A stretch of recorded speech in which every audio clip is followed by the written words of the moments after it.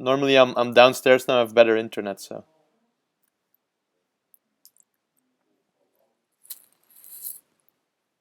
Okay, everything is online again.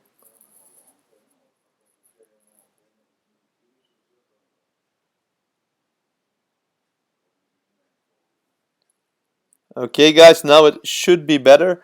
If not, please tell me. So it should be better now. Have to check. Yes, you're Yeah, back. yeah. Okay, good. No, I restarted it all. So we're Yeah. back online. Sorry, guys, for the issues. We're trying to solve it, so it should be better now. So we're going to go back online. So we're now normally online. Let's go. Can you all hear us now? Sorry for that.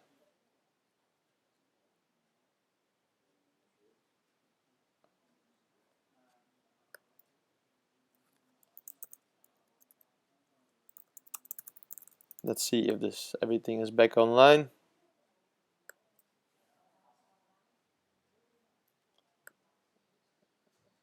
Yes.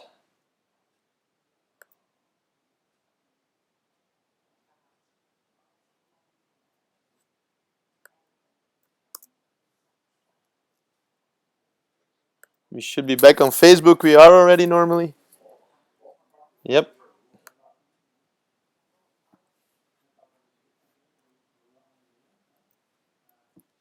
And here also. Okay. So sorry, guys. I'm gonna put the link back on the Facebook. And we are back. Normally it should be better now, I hope. So I'm gonna put the link back on for YouTube watchers, and then we can start again. Sorry.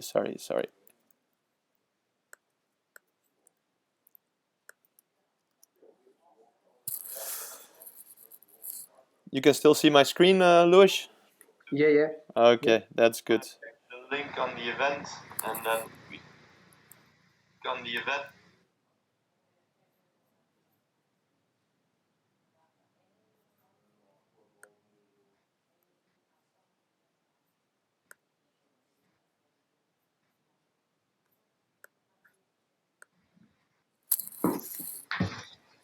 And you can't see me, or you Yep. still can? No, everything's fine now. So But you can see me, or you still cannot? Sorry? You can see me, or Yeah, you I can still? see you. Yeah, Oh, you can. Okay, now it's as we as we talked in the yeah as we afternoon. talked in the morning. Yes.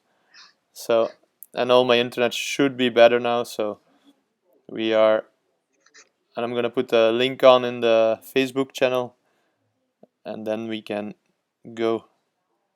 Sorry, guys, this is the first time this happens. It's something to do with my internet.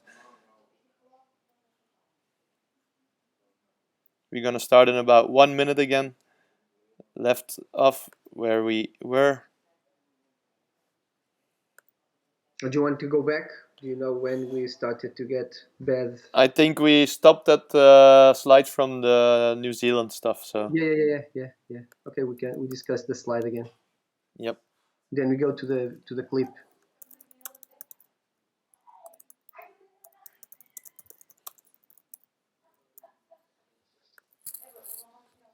Okay, let's go. I think we are ready to go. So okay, guys. So second start, better one.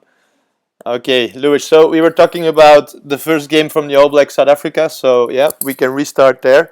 Yeah, Thank we go you. from here. Cool. Yep. Yeah, because I was saying with nowadays with all the cameras getting all sorts of angles and all sorts of images, all the teams have a lot of information about each other, and they have a lot of information about what they're doing and about what sort of player does what. And so if we look, and then we have a lot of numbers to analyze. And like I was saying, if we watch at the numbers from this game, we could see that the All Blacks smashed the South Africans almost in all aspects of the game, like in possession, meters gained, amount of rucks, passes. But then when we get to the numbers around the defense, we can see that the South Africans did an unbelievable number of tackles. 235, that's, I don't know, it's probably the best number that there ever was, because this is a huge number. If you split this by each player, it's a completely crazy number for tackling. But then we see that even the All Blacks, with all that possession, they only managed to score 34 points, and the South Africans, having so little possession but having so much defense and quality defense, they managed to win the game. So as everyone almost says, or like the the line that defense is the best attack, and I believe in that. So, and if we can see a small clip from that game, and we can see how the South Africans managed to trap the All Blacks, we can see how the defense can isolate the attack and condition a lot about the attack. So that's one of the best points about the game. It's the way that we can defend, and we can condition the way that the attack plays. If we can advance, Christoph. Okay, sorry, Lewis. We need to interrupt again. I'm going to check something. Okay, because apparently they don't understand you. Can you say something? Yeah, can you hear me? Can you hear me? Attack, and I believe in that. So, and if you can see a small clip from that game, and we can see how the South Africans managed to trap the All Blacks. We can see how. Okay, should be better now. Yes. Okay, so we can go to the clip. Okay.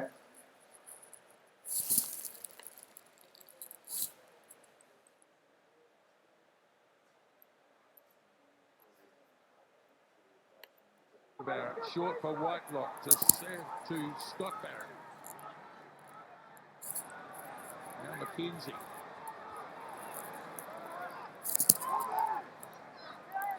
Off now for Ioane. Makes it to halfway. Perenara. Back inside to Whitelock. Still there for the All Blacks. Ben Smith lends his weight. He's going to get a penalty out of this. So Beauden Barrett, short for McKenzie. And they'll have to go back. Okay. Yeah, but there's still like a lack of internet in because the footage is a little bit cut. Yeah. Okay.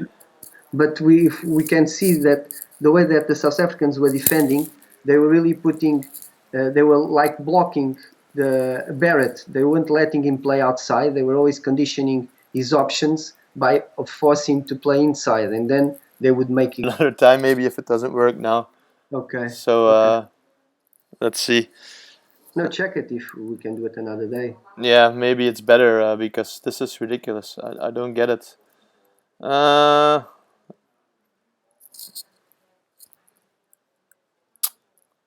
So we should be online again. Last time, guys. Last time we're trying to see. Else we need to reschedule it. Sorry for the misinconvenience. Let's see if it's better. Okay.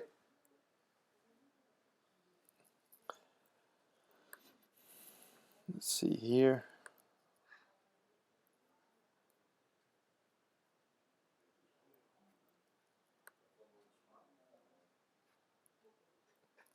It should be fine now. The stream health is good. Let's see. In the afternoon, this all worked well. Yeah, this all worked well. So, okay. Let's see. I'll ask if it's better now. If it doesn't work, we can do it another day because it's almost no point on doing. No. There's no point on doing something like this if it doesn't work. Is het beter, Guido?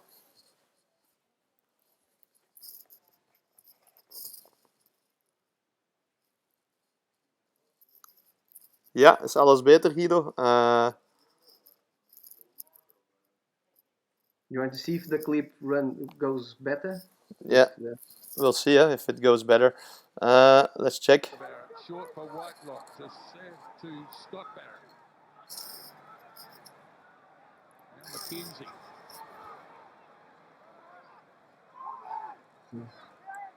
Off now for Ioane.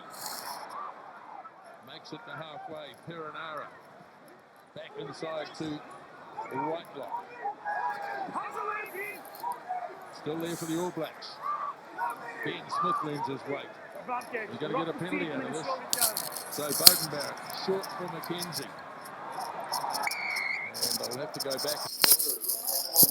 Okay, good. It's working now, so we can go. So this was the clip. Yep. Okay. So we can start from there. Sorry, boys. We're good now. Hope it was more or less clear because it still had a lot of cuts, but hopefully we got the idea that we wanted to pass. Okay, good. So what would you want to tell about this clip? But they lost some of your explanation before. Because I was saying that this was the way that the way that the South Africans implement their defense really conditioned the New Zealand attack, because they really put like a bait around Barrett, and they didn't let the All Blacks play the wide, expensive game.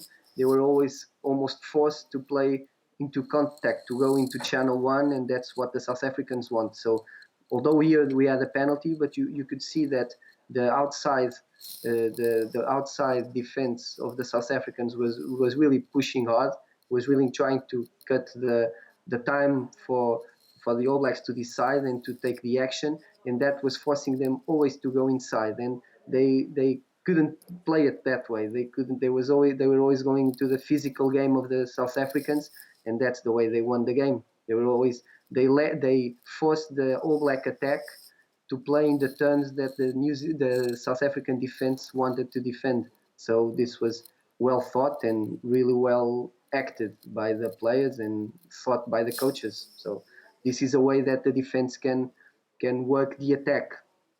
And if we can go forward again, we can start to discuss like the types of the positioning in defense that we might, when what things. Can we go to another one, Christoph, please? Like when we're thinking about implementing a defense system, a defensive system, what things do we consider most priorities? If our listeners can think what they think it's the first priority, second priority, or third priority. And here we can think about defense system, technical ability, fitness, mindset, culture of the players, whatever. If someone would be keen on letting or being telling what you think, which priority they think it's the most important, and then I can show what I think that the priorities, what my priorities are when I think about defense. You think that there's someone interested, Christoph? Okay, so what Louis is asking is someone interested to actually tell him what should be a priority in defense. So what should be the first priority in defense for your team if you want to implement a defensive system? Would it be the system itself? Would it be fitness? Would it be something else? So anyone has an idea in the listeners, what should be a priority in defense? We're gonna see if someone can answer. So you guys have a delay of 5 seconds, so it's normal.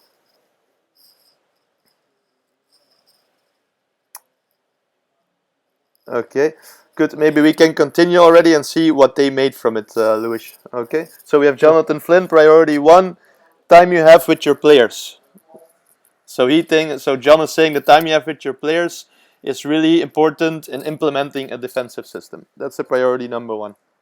Priority number 1. Okay, because I don't think they're right or wrong answers. No. It's really, I really believe in that. I'll show you what I think and how I can defend my priorities. But I'm pretty sure that everyone might have his opinion and his idea as long as they work. So there are no right answers or wrong. It's as long as they work, you just follow your belief. It's nice. Okay, good. So we're gonna go continue on you. Yeah. So what are yours? So What's your first? Because what I really think is about the type of defense, the system, and the opponents, it's really not the major things. I think that for us to decide what system or what type of defense we will use, I think that we really need to have what I like. It's most important, like the belief in the system. Whatever the system is, the players must believe in it. If they don't believe, they won't use it. They will. Each one will do his thing, and they won't work as a team. So for me, that's really, really important that they believe in the system, whatever it is. Then the decision making, because when we're building a defense system or a defensive wall, we must take the right options. The players in the pitch, they must read what's in front of them, and they really must take the right options, and so that they can take the right guy and tackle or do as a jackal on the guy. So they must decide well. Then it's very important the tackling ability. If we don't know how to tackle, if we're not aggressive enough in tackling, well, there's no point, or even there's even not a point on having a defensive system. So that might really be important. And the mindset, like when we were talking in the beginning, if we have players that are very bounded or very tight, that we have a very strong group and we have a very good culture between staff and players, if our mindset is strong, we'll do whatever it takes. And so, and then as a going down, we need to have fitness, because nowadays we don't want to have players on the ground. We always want to have players on the ready to go and hit again, to ready to go and tackle again, ready to run again. So really need to have fit players so that they can tackle, go down, go up, fight for the ball, and then to go and into the defensive line again. So, and then everything must be really, really clear. And so that's why I just leave for the number 3 priority.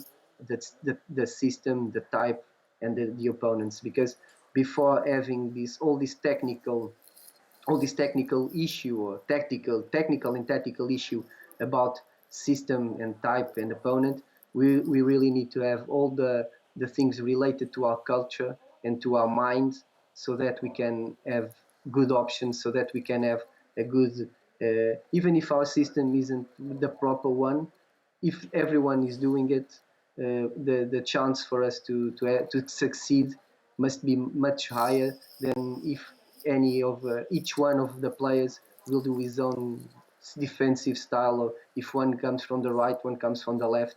So we all need to be on the same channel, on the same level. So Okay. that's why I think that the system isn't really the priority. All the rest is. Okay, something that really got my eye here is that you put decision making in defense on Yeah. first priority. So can you explain that? So why is decision making in defense so important in the modern rugby?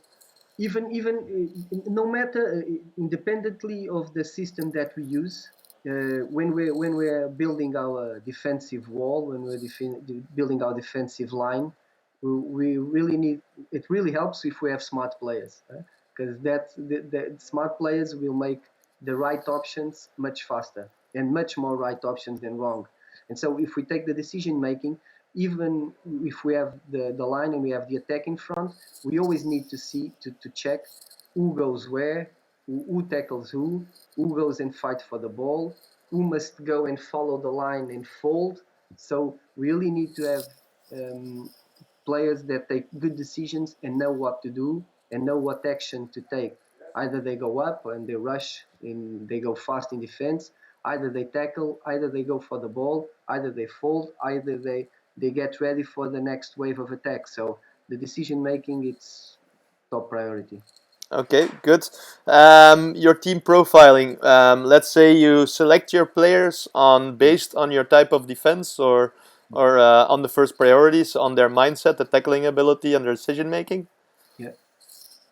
The team profile, because if this is, well, if well, that doesn't happen in Portugal, because we're not big and slow. We're usually small and fast. But if we have a team that's mainly built of 100-kilo players, probably we need to consider a type of defense much different than if we have almost all players very light and very fast. So I think that having the structure, the profile of the squad, will really help us to build a proper system, a proper defensive system, so that it can be much more adapted to the sort of players you have. So that's very important. Like players with very big, tall or heavy players that have a different mobility cannot have the same defensive system as a team full of very fast players, light players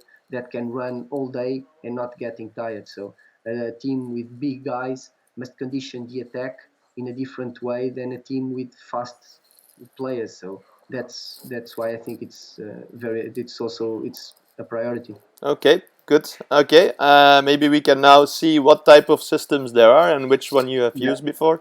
yeah. So, Yeah, if everyone can understand a bit about this presentation, we can see we have the attack coming from one side, and then we have the attacking player. And so if we use the defender coming in a traditional defense, so he comes like a traditional drift defense, so we get the outside shoulder to the attacking player. That's the top, the drawing from the up drawing, and in down we have the defender giving him his inside shoulder to the attacker. So this everyone in the most used defense is the. Can we go to the other? yes. So this is the Oh, most sorry. common. Yes. The most common defensive or system or position of the defenders, that we use the outside shoulder and we give the outside space to our attacker so that we can read his options, and we try not to get beaten to the inside shoulder, so we give him the outside so that we can tackle him sideways, or if we can hit him. So, and it's a much more traditional system, and we can push the attacking player to the line, to the end of the pitch. So we can use the end of the pitch, the sideline, as our ally, because we this sort of system will try to push the attacker to the sideline, and we always have inside support. So if we drift too much, we probably will be happy to have a teammate that will come from the inside support that will manage to tackle our opponent. What we can take from this system as a not such a good thing is that several times will the attack will win the advantage line. So several times the attack will be able to come over our defensive line, and they'll be on the front foot instead of us putting pressure. So this is one of the ways. The other way is if we use like this sort of kind of rush the outside inside defense. So we have the defender coming from the outside, and in a way the attacker, because the ball is coming from the other side, the attacker won't see the defender coming because he's looking at the ball, trying to before getting the ball. And this way will give us, the defender will have the advantage of taking the attacker by surprise, and will have a dominant tackle, will be an aggressive dominant tackle, and the probability of the defender to go over to win the advantage line will be bigger. But also we'll have some disadvantages, and here we can find a lot of disadvantages. The first of them is the safety or the habit, because not many players or many teams are used to defending this sort of defense. Now they are being implemented like in the last 3 years or 4 years, but still, if a team doesn't use this sort of defense well, it will be the attack will manage to win the fight between attack and defense. The attack will win that fight for sure, and it's slower to build. It takes a little bit more time to be organized, and it might be much more vulnerable in the outside, because we're taking from outside inside, and so if we're coming from the outside, probably the attack, if we don't do it well, the attack will have space in the outside to attack. So it's a high risk system, But what I really believe is that we can build what I believe nowadays, that we can build an intermediate system, or a mix of both, that we'll discuss it a bit further. But from these two systems, I would like to show you some clips that in 2017 in the defense. And can you put some? Probably we'll just put some clips, not all. Let's see how it goes.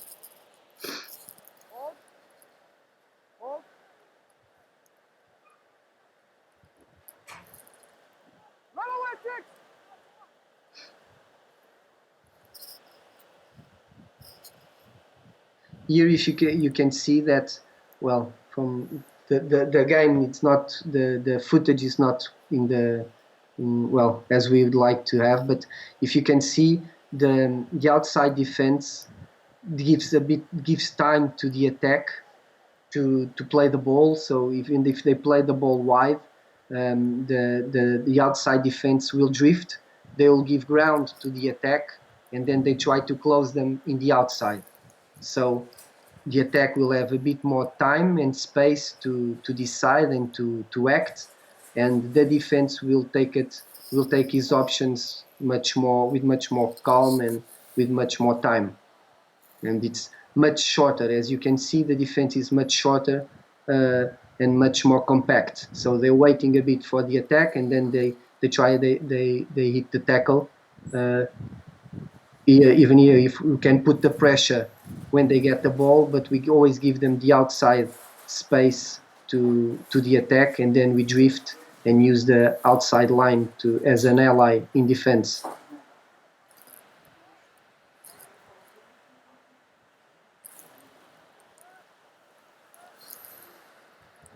Like, if they want to play it wide, they have more space, like we can see afterwards. And they have space to attack.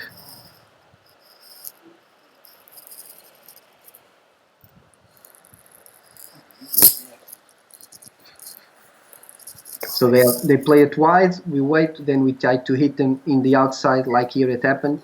We use the outside line as an ally, so we push them into the line, and then we close the game. But what happens, we take always the risk of our opponent, the attack, might win the advantage line, and so we'll be working always. Our defense must come backwards a bit and to be organized.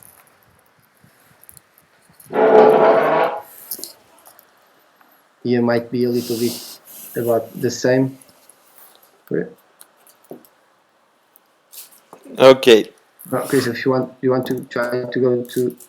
Yes, tell me which clip do you want, Luis? Yeah, we can go to 2018, just the one. This one? Yeah, this one, yeah. 2018, if we can hold, just in 2018, we implemented much more the system, the rush defense, coming very quickly and coming at speed and coming from the outside inside defense. And you can see what will happen. Like, we'll take much more time and speed and decision from the attack. So we were able to condition much more the attack, and we will be managing to put them in much more pressure using this sort of system. Because we were coming, the defenders were much more open, and we were coming outside inside. But this is the risk. If they manage to break the line, it will be very difficult for us to get them. But when we hit them, and this was a way that we're trying to play, when we hit them, we always, like here, we manage. When we're coming, because we're coming so fast, that there were very good opportunities for turnover. And when we get the tackle, we managed to get over the advantage line, and so there was a very, very good opportunity for us to play the turnover. And this sort of pressure will make the attack much more conditioned in the way they play. They will think a lot on the way they might play, because we can hit some good tackles, and then our turnover can be little. can you go to the also in 2018? Yeah. To Oh, the sorry. other. Oh, you still, yeah. So next one. So this one, yeah. Yeah. Okay. Just because this will be a bit faster. So we can see the same sort of defense, because we come very fast, and if you could see, the wing will go straight to the. We would count. We would always leave the outside space alone. We would give the opponent the outside space, but because we were putting so much pressure and we were sprinting so much to the ball carrier, they couldn't almost have time to pass the ball, so we could catch them uh, before they could pass the ball. So this was the sort of pressure that we were trying to build. So we were coming at speed. You could see about the decision making, coming at speed and taking the decision which man we should hit. So that's what I say, when we must have very good decision making in the process of defense. See here, the outside player, the outside defender, took the decision of taking the guy that was on the inside. So it's a high risk system, but if the players believe in it, and if we don't do a lot of mistakes, and we can be successful. The problem is, if they get the advantage line, it will be very hard for the team to recover those balls. See, here we give them the outside space, and then we used a bit of the drift defense, because they had space outside, but there we drift a bit.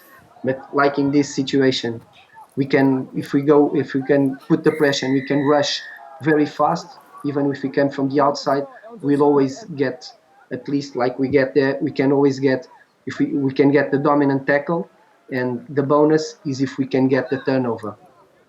So like here, they play outside, but the pressure is so big. Even like here, the Spanish, they had two men outside, but the Spanish was so big that we managed them to make the error. Like the same thing here, they have space, then we drift, and we get them. So it's enough if you want. But so we could see these are two different sorts of systems. In 1 year, probably half of the team was involved in 2017, and then in 2018 there was a completely different system. So that took a lot of uh, intelligence from the players, a lot of adaptability, so that they could get a new process and adapt to a new way of defend.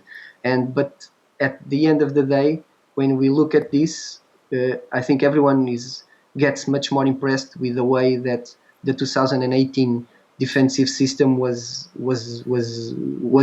set in place. But if we look at the stats, So we first have a yeah. question, Luis. I have a question from Guido. So who takes the lead in the outside defense? So in the 2018 defense. So he takes the lead for the Bliv to rush out. What is very important is that because a lot of the players will talk, but we need to decide from the first player who goes where. Because if we miss the first right from the start, they just run straight and they can go over the defense. So we really need to, the players must count. So the first one must count whose his player is. If we count 1, 2, 3, 4, 5, and we're all looking in front, if I hear the guy next to me saying 2, I know that I'm taking 3. So this is like in a chain communication. So if the first guy says 1, if I'm second, I know I must get the second one. See, that's the sort of communication that we must establish. Because by the end, in the middle of the line, if we have like in the fourth or fifth player, and if we've got 3 in front of us, we really need to know who's taking who from the inside defense. If not, we'll take probably the wrong option. So this is why this is a high risk defense. It will take longer for the players to understand it, but it's high risk but high compensation system. But if we can see from the stats, like very basic stats. We can compare. If you can see the European Championship, if you compare it to the trophy, you can see by the number of tackles and the percentage of tackling, you can see that it's a higher level competition because there's much more missed tackles and the percentages aren't so good, but the players are the same. But if we can compare the 2017 generation to 2018, you can see that by the stats, the 2017 that did the most common drift defense, which was much more successful in terms of numbers, in terms of percentages. But if we go, can we go to the next one, Christoph? And even if we compare one game against the same opponent in 2017 and 2018, we can see the line breaks. This is where we can find difference. If we just look at the numbers and the percentages of tackling, we can see 2017 was much more successful in terms of numbers, in terms of percentages. But if we look at the benefits from getting lower percentages, it's like you can see it here in this Fiji game, because in 1 year, in 2017 and 2018, and the 2018 team was from Fiji was stronger than 2017, but even so, they didn't manage to get so many line breaks. So positive, they couldn't make it so many positive line breaks than the previous year, because with this system of this rush outside inside defense, we were managing to get the tackles much more inside their attacking pitch than inside our defensive pitch. So if we can see, and we can see by these results or by these numbers, there's really not a right or wrong system. We must get the system, and we must adapt towards our structure. And here in 2018, we're happy with the way that we managed to perform in defense, because that system manages to get us a lot of turnovers, and we like to play it from there. And so that was the big aim, and that's what we achieved. But then we'll see in 2019, we've got some clips. We managed to do, we decided to do a little bit a mixed situation between the two sorts of defense, and we were building up from each game. So we started with Hong Kong, then we go to Canada, Tonga, and then we finished with Japan. And if we see in this clip presentation, we'll have each game, we'll have the not so good aspects